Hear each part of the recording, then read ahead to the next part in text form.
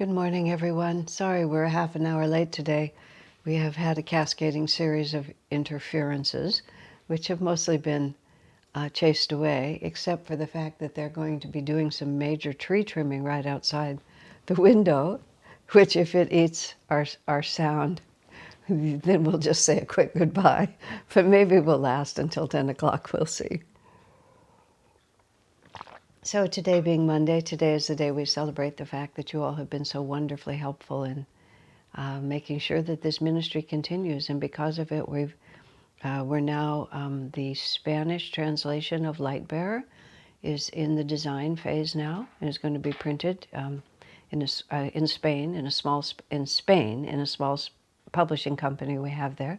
But of course, the Spanish-speaking world is enormous, and Nanda has a very vibrant ministry in that language. So I think this book will be very helpful, thanks to you. And as I mentioned before, the Italian version is also in the design phase. So all of them are being done by the same man who did the English, and it'll all, I believe, it'll all be essentially copied, although he's wonderfully creative. So I'm sure he'll tweak it in certain ways that he will consider to be improvements, and most undoubtedly will be. So that's very, very promising. There's a friend in Germany who has talked about translating that book, but because there are very few of Master's books or Swami's published by Ananda in German, it seemed more sensible for him to start with some of those. But he may work on it before too long. It's not that the book is selling really terrifically, I have to add, but it's a placeholder for the future. I feel a lot of what we're doing is a placeholder for the future, because what Swami came to bring is a long-range vision for Dwapara Yuga, which we're just starting. So popularity in the moment is less the issue than laying a very solid foundation of self-realization according to Master. So with everything that I do, the first or the only consideration is that it have the integrity of the masters that we represent. And then after that, we'll see. Swami commented once in it, and I certainly endorse that. It's just like, I'm not at all in tune with this age, just not at all. And to be popular in this age, it's just an impossibility. But to attract a dedicated minority and have that minority continue to go deeper into these teachings. This is how true spiritual movements always develop. They develop one by one by one. But then the world is completely changed. Even in the 50 years since I've been doing it, I can see a complete revolution that I didn't know it would be there when we started. 50 years isn't very long. Another 50 years, I think, will be in a whole new reality. And all of you will make that happen. So through Patreon, if you want to contribute regularly, through PayPal.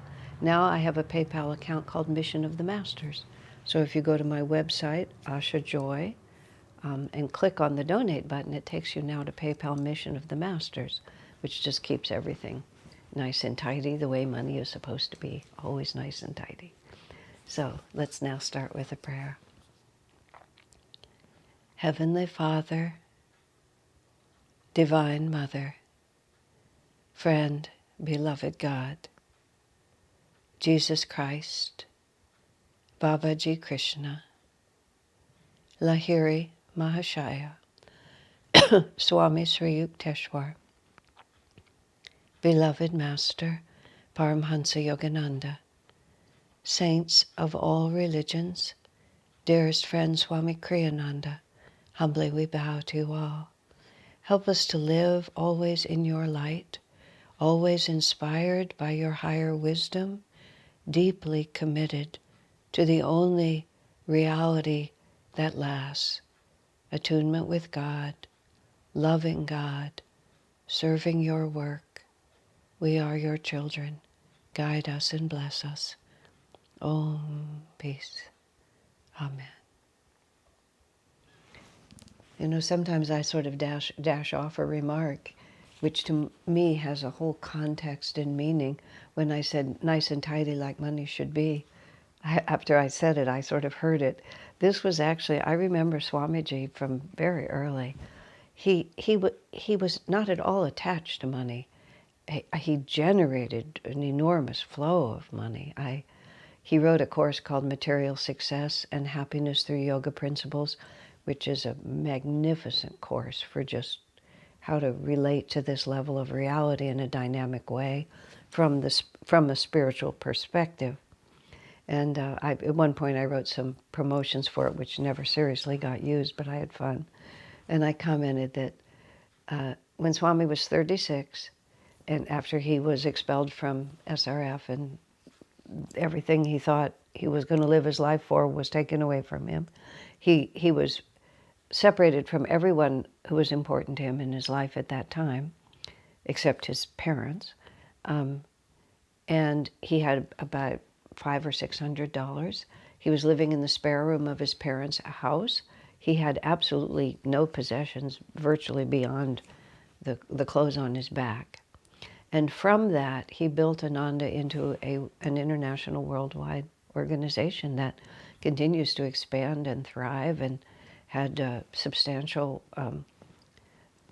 work on 3 continents, India, America, and Italy, in Europe. And Swami moved around continuously to the end of his life among those 3 places, had comfortable places to live in all of those countries. And he did it all from absolutely nothing. All he had was his discipleship to Master.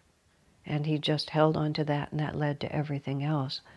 And what I wrote was that I said it would be one of the greatest rags to riches stories ever told, except it was the story of rags to rags. Because despite all of that, none of it was ever his own. It was never personal.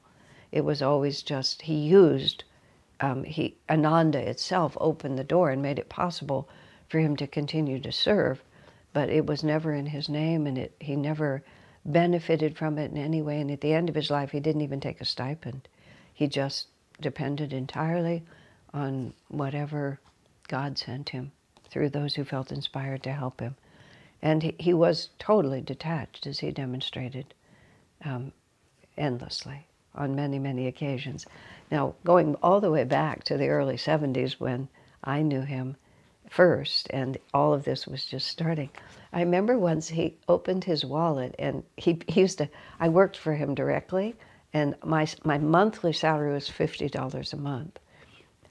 With that, all I had to pay for, because everything else, I had a little trailer, I had no car. I was even absolved from community fees out of a way of supporting Swami.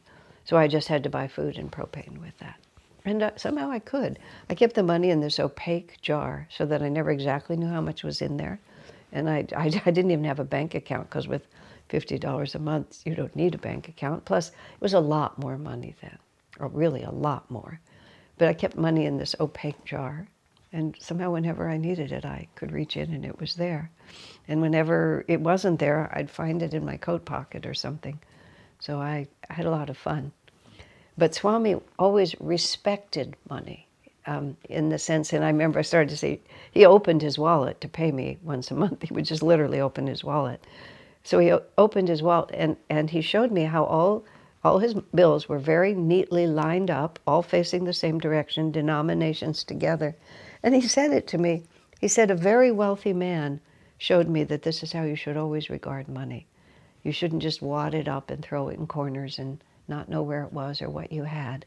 He said you should respect it because it represents very dynamic, important energy, and it's an important measurement in this world. So when I said just casually, money should always be tidy, and I've always followed that same thing, even in the opaque jar. There wasn't enough in there to get disorderly, but nonetheless, but in my own wallet and everything that I do, I've always remembered that. You don't, if you treat something disrespectfully, it won't respond to you properly, and everything in this world is interrelated. Now that I'm talking so much about money, I have never until the last decade, half decade, really had to focus my attention on I've always had wonderful prosperity, but I've never had to administer money. But it's been a lack in my consciousness. And so one of the things that's happened since I've started Patreon, since the mission of the masters and all of that, is I'm getting to fill in this little gap. And in the last few days, I really put my mind to it and put everything into order and made myself very familiar, more familiar. I haven't been careless, but now I'm more familiar with it. And it's an appropriate action. It's not good. It's not good in life to have any area be something that you're blank on. And I've never been blank on prosperity. I sort of understand that. But the administration of money, it's just like anything else. The patient application of willpower, and it begins to come clear, whatever large or small amount there is. So, having said all that, just because of that casual remark, money should be tidy, I just wanted to give you the whole context. It's absolutely true. I was well brought up. My parents were very good at being parents. I felt very respected, very trusted, just all the things that, alas, I find out are not always common. And I was brought up quite comfortably, by no means wealthy, but quite comfortably in every respect. But I really didn't know how to be a human being. I didn't understand how to properly just inhabit my own incarnation until I met Swami. So it's like virtually everything that I think about, I just somewhere or another it ties back to something I learned from him. And I like to be honest, so I don't like to take credit for ideas that are not my own. I don't want to have so many footnotes on every talk I give. Every few seconds that you have to know ibid. But nonetheless, I don't like to take credit for that which isn't mine. And I think it's important for others to appreciate what he has to offer. And because of the internet and published books and everything, I was talking to a contemporary of mine, a chronological contemporary and an Ananda history contemporary. And, we're all, our little tribe is getting into the fourth ashram here. And a lot of us are very close in age, certainly within 5 years of age of each other. And we haven't had a major die-off yet. But I've long thought, since we were born so close together, that we might all pass away in sort of a big rush. There'll be a karmic moment, perhaps. It was very interesting. After the 12 years of litigation, or maybe it was just when the second awful lawsuit ended, about 6 or 7 people at Ananda who'd been ill at Ananda Central Village, they all died. It was very interesting. There was just like so it's like they'd been doing tapasya for the whole thing that was going on. And then, now do I say that accurately? Was it that many? Seems like it was quite a few. At least there was a few notable deaths that all came just sort of as that wounded up. So I have always had this feeling that there's going to be this karmic moment when this whole energy that I call it my tribe, that my tribe brought in, we'll all sort of know that we're done. And we'll just lay down the bodies at that point, and it'll turn into the next thing. I don't know when that's coming. Psychic has predicted that I'm going to live past 100. And I don't know if that's true or not, but I've surrendered to whatever it is. I mean, there's no advantage to dying. All you do is you just get to do it again. I mean, you might as well finish. As Swamiji said, it takes so long to grow up, get a body, get on the spiritual path, learn your practices, practice them. It's just like, what is the advantage of shedding all that just to be a helpless little child again, getting so excited when you can find your mouth with a spoon? I mean, it's a great accomplishment, but it's not Kriya Yoga yet. So we'll see. So now, moving right along. We are on Chapter 6 of The Art of Supportive Leadership for our series, Working with People. There's, I think, 11 chapters in this book, so we're moving right through it. This one is really powerful. Leadership means loyalty. And we're calling today's episode, Loyalty is the First Law of God. That was something that's a quote, direct quote from Master. Loyalty is the first law of God because loyalty is the first law of God, and also because the first chakra, the earth chakra, the positive characteristic of that is loyalty. So it's also an esoteric reference to the fact that the power of the chakras all works together, and you have to be strongly grounded in order for the upper chakras to express themselves in the most integrated way. And loyalty, what we're talking about is loyalty to truth. And the wrong kind of loyalty can make you stubborn and narrow-minded or loyal to the wrong things. But the kind of loyalty, loyalty to pleasure, loyalty to personal power, loyalty to control of others, these are not the kind of loyalties that Master was referring to. He meant loyalty to truth. Loyalty to truth in the sense of that which will bring us what we truly seek, which is true fulfillment. And that's the basis that we need. So because loyalty is the first law of God, it's true in everything that you do.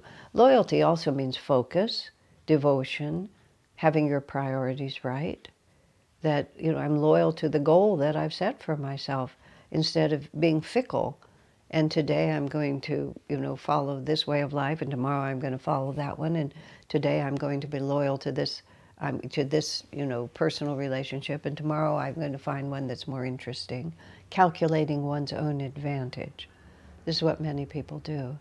I've even heard it expressed as a generational characteristic. Someone who works in a corporation had worked there for 30 years and had developed a real tight relationship with their team. Time passes, people retire, younger people come up and are ready to take the I want to say the steering wheel, take the deciding power. And she was talking to me about, whereas her group, they were very loyal to each other, she saw in the next group that was coming up that they made alliances, was the phrase that she used. And she said, in fact, that was even how it was articulated, that they would make alliances, which is, being connected with each other is good for me. And if it's good for you, then we'll have an alliance as long as it serves us. And as soon as it doesn't serve us, we'll cast it aside. And there's a lot of rationale for that. Even, and I have to be fair about this, even on the subject of marriage, Swami said, for a couple to stay together, to hold a lifelong relationship, is not necessarily a spiritual victory. Depends on the quality of that relationship and what the sacrifices are that are required to make it, to hold it. So it wasn't as if Swami felt we have to be loyal to truth. We don't have to be loyal to form. We don't have to be loyal to other people's expectations and demands of us. We have to be loyal to what's true, and what's true is what draws us closer to God.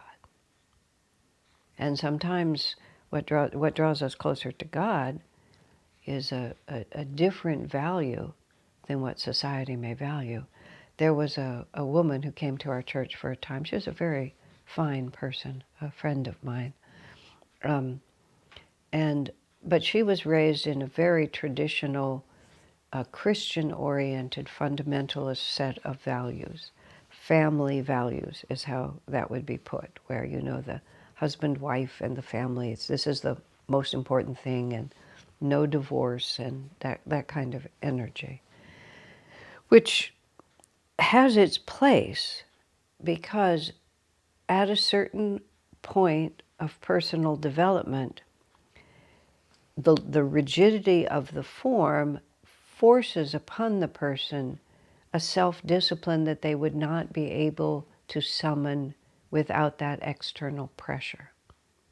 So everything is relative. So it could be forward for someone to be loyal to the form, because the alternative to that is they become selfish and self-indulgent.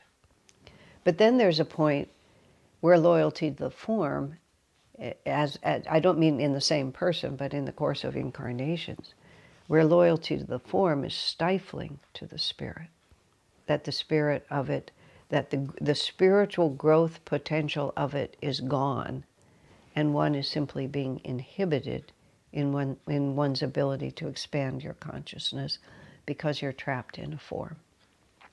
So in the Ananda context, we have tremendous regard for loyalty, because loyalty is the first law of God, and for the necessity to face into your karma and to overcome it, rather than, oh, this is difficult, this is uncomfortable, I'm just going to go away.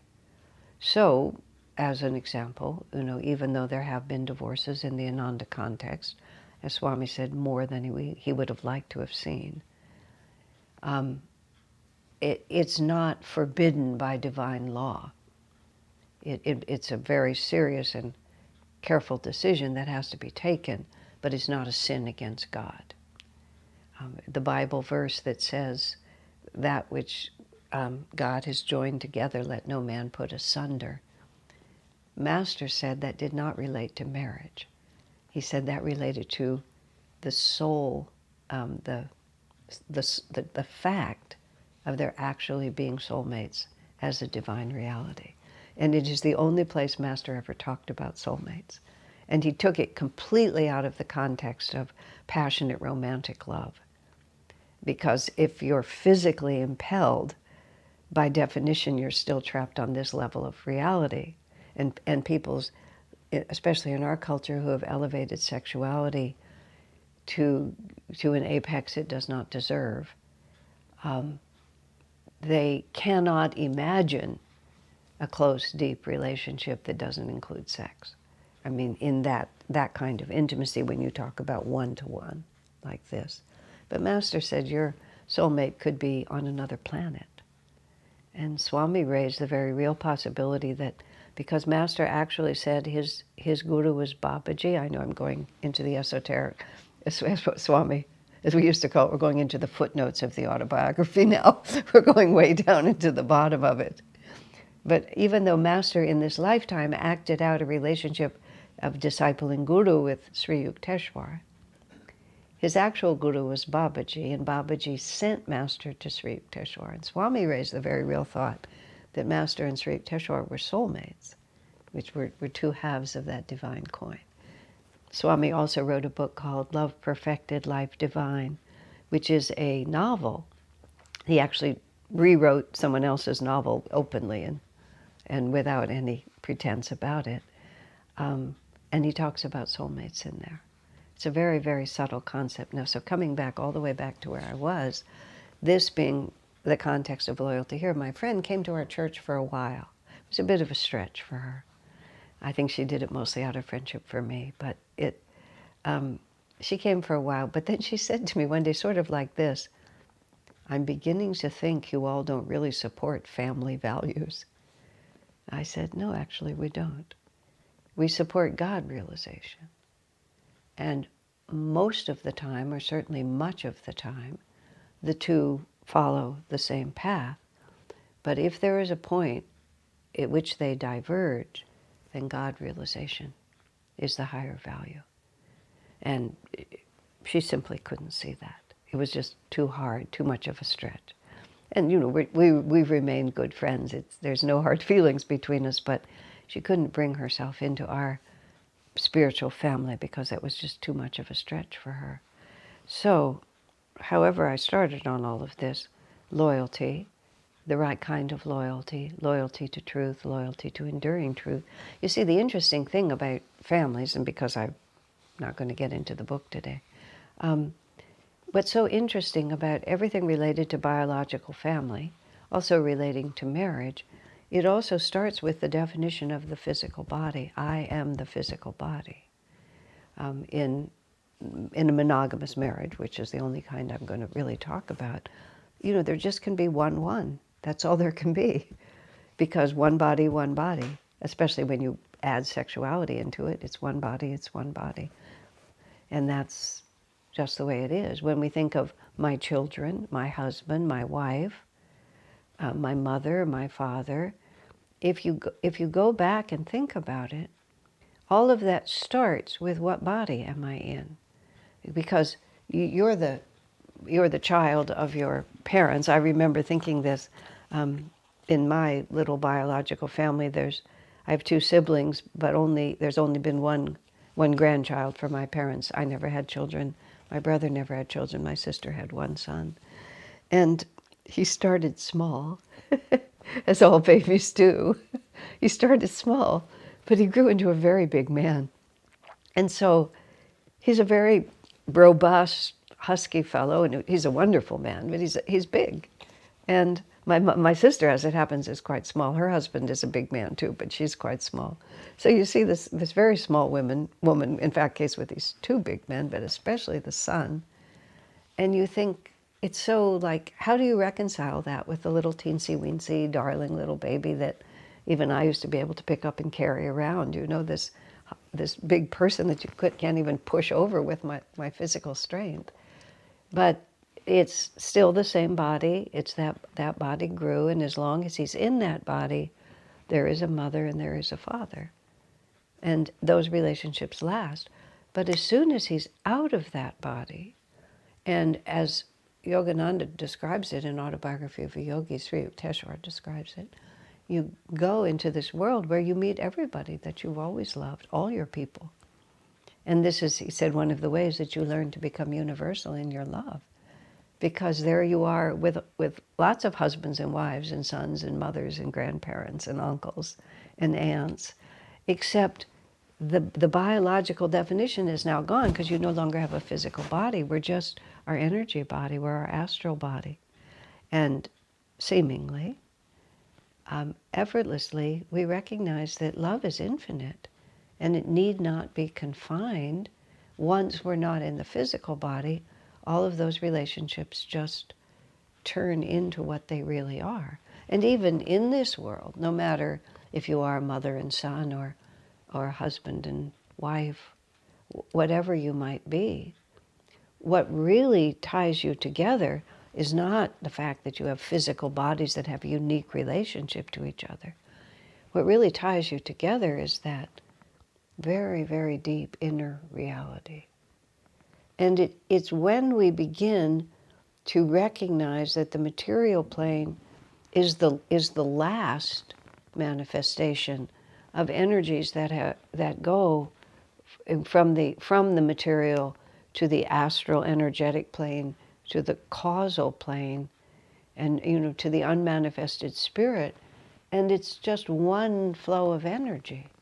And so when we grab it down here and divide it up and hold it and hoard it, and what else is wisdom if not to keep what is mine for myself? That's a line from our Festival of Light on Sundays, when we realize that in fact I'm part of a greater reality, and I am one with God, and God is in everything.